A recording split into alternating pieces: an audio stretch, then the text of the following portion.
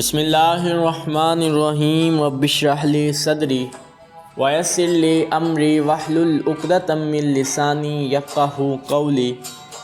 پیارے سامعین، آپ کو قصص الانبیاء کی اس سیریز میں خوش آمدید۔ پچھلی ویڈیو میں ہم نے بات کی تھی حضرت اسماعیل اور بی بی ہاجرہ کی مکہ کی وادی کی طرف ہجرت اور آب زمزم کی داستان۔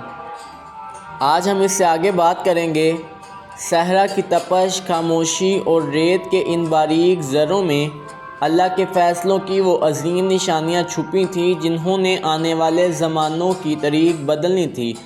زمزم کا چشمہ پھوٹ چکا تھا اور اب اللہ کے منتخب بندوں کی زندگی ایک نئے موڑ پر پہنچنے والی تھی۔ دور کہیں دھول اڑتی ہے، گوروں کی ٹاپوں کی آواز، قافلہ بڑھتا آ رہا ہے۔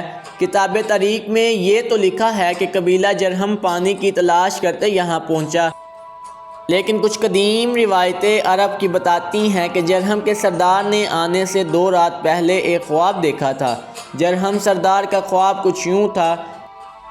خواب میں ایک روشنی دیکھی جو زمین کے سینے کو چیر کر نکل رہی ہے، اور اس میں ایک بچے کی آواز آ رہی ہے جیسے کوئی کہہ رہا ہو، میری نسل سے امتوں کی رہنمائی ہوگی۔ جرہم سردار نیند سے اٹھا اور بولا، ہمیں جنوب کی طرف سفر کرنا ہے، وہاں کچھ ہونے والا ہے۔ یہ بات عام کتابوں میں نہیں ملتی، لیکن صوفیہ اور بعض اہل روایت اس خواب کو جرہم کی آمد کی علامت کہتے ہیں۔ قبیلہ جرہم کا قافلہ رک جاتا ہے۔ بچے پانی کے چشمے کو حیرت سے دیکھ رہے ہیں۔ جرہم سردار حیرت سے، یہ چشمہ بیابان میں، دوسرا سردار، یہ کوئی عام عورت اور بچہ نہیں لگتے، ان کے چہروں پر عجب نور ہے۔ حضرت بی بی ہاجرہ سلام اللہ علیہا انہیں سلام کرتی ہیں۔ سردار ادب سے جھک جاتا ہے۔ سردار، اجنبی خاتون، کیا ہم اس چشمے سے پانی لے سکتے ہیں؟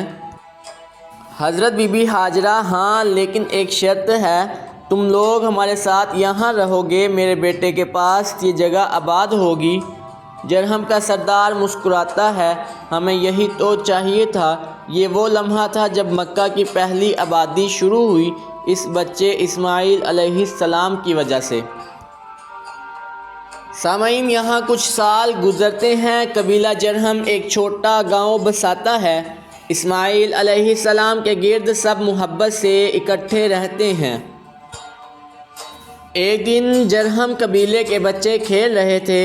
ایک بچہ تیر چلانے کی کوشش کرتا ہے مگر تیر سیدھا نہیں جاتا۔ حضرت اسماعیل علیہ السلام تیر اٹھاتے ہیں اور پہلی ہی بار میں تیر ایسا جاتا ہے کہ دور ریت کے ایک بورے پتھر پر لگ کر ٹوٹ جاتا ہے۔ سب حیران ہو جاتے ہیں۔ جرہم سردار، اس بچے کا ہاتھ عام انسان کا ہاتھ نہیں، اس لیے ہمارے پیارے نبی اکرم صلی اللہ علیہ وآلہ وسلم نے فرمایا، اسماعیل تیر انداز تھے۔ روایات جرہم میں آتا ہے کہ حضرت اسماعیل علیہ السلام جب گاؤں کے بوڑھوں کو دیکھتے تو خود پانی بھر کر ان کے خیموں کی طرف لے جاتے تھے۔ ایک بوڑھا شخص کہتا تھا، اس بچے میں رسولوں والی محبت پائی جاتی ہے۔ سامعین، حضرت بی بی ہاجرہ سلام اللہ علیہا کا مقام یہ تھا کہ عرب کی مائیں انہیں سیدۃ الصابر کہتی تھیں۔ یہ صوفیہ کرام کا ایک خوبصورت قول ہے، اگر صبر کو شکل دی جائے تو وہ بی بی ہاجرہ کی صورت میں جلوہ گر ہو۔ قبیلہ جرہم کی عورتیں کہتی تھیں، ہاجرہ علیہ السلام کی وجہ سے ہمارے گھروں میں برکت آ گئی۔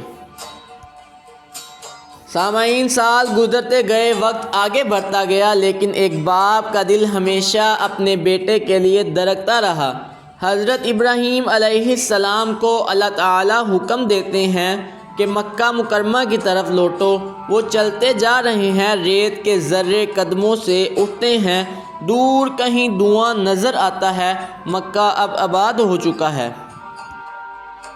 محترم سامعین، بعض کتابوں میں تو یہ ملتا ہے کہ حضرت ابراہیم علیہ السلام پہلے گھر آئے تو اسماعیل علیہ السلام گھر پر نہ تھے، لیکن صوفیہ کرام کا قول ہے، ابراہیم علیہ السلام نے اسماعیل علیہ السلام کو پہلی نظر میں پہچان لیا تھا، لیکن باپ ہونے کے ناطے اپنے جذبات ضبط کر لیے۔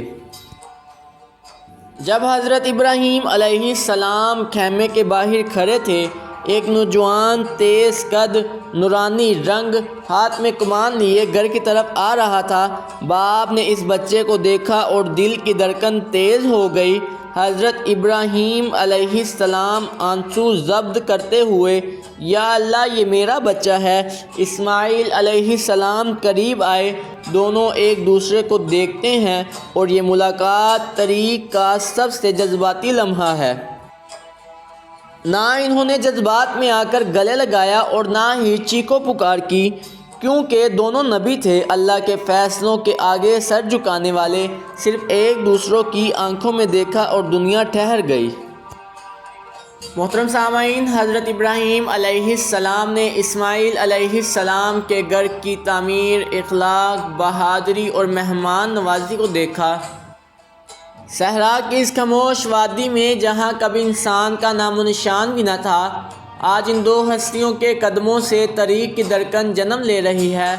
زمزم بہہ رہا ہے، اسماعیل علیہ السلام جوان ہو رہے ہیں، بی بی ہاجرہ سلام اللہ علیہا کی دعائیں فضا میں خوشبو بن کر پھیل رہی ہیں، اور ابراہیم علیہ السلام کا دل اللہ کی طرف جھکا ہوا ہے۔